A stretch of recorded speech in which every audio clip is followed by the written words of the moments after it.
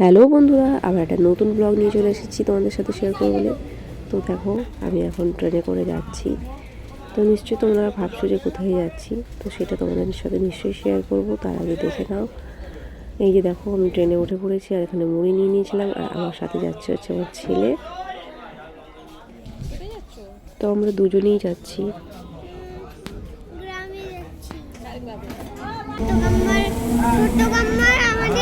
আর এই যে দেখো ট্রেন থেকে নেমে পড়েছি। তো কোথায় এসেছি তোমরা দেখতেই পেলে, মথুরাপুরে। তো এর আগেও আমি এসেছিলাম, জানি না কার কার মনে আছে।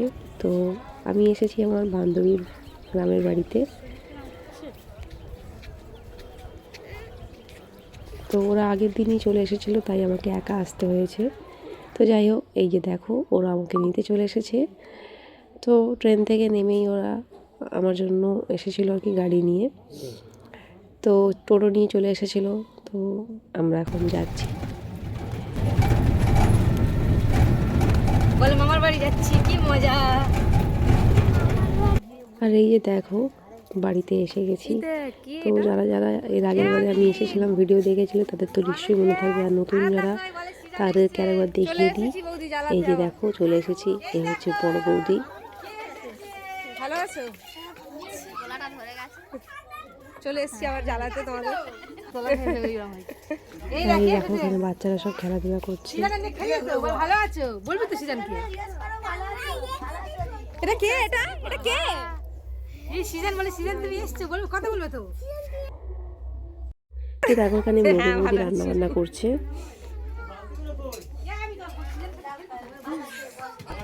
হ্যাঁ হ্যাঁ ভালো আছি। হাই হাই বলে হাত মেলা, বলে হাই বলবি তো।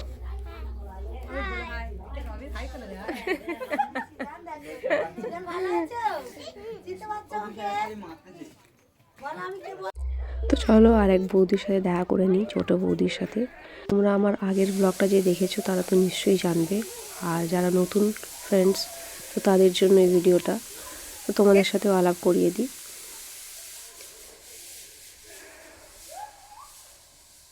তো এই হচ্ছে ছোট বৌদি। তোমরা ব্যস্ত আর তোমাদের জ্বালাতে চলে এসেছি।